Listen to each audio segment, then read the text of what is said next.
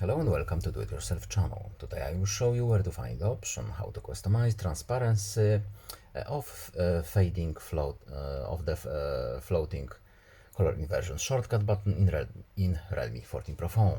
Where to find it? So first of all we need to go to our phone's settings. Next, accessibility and convenience, then accessibility, then vision tab, and now we're looking for the color inversion. And here it is the shortcut for it. We need to tap the shortcut option, then we need to go to the accessibility button and tap the more options link. And here we have our options. So we can change the location of the button to the floating one. And the floating one we can customize even more.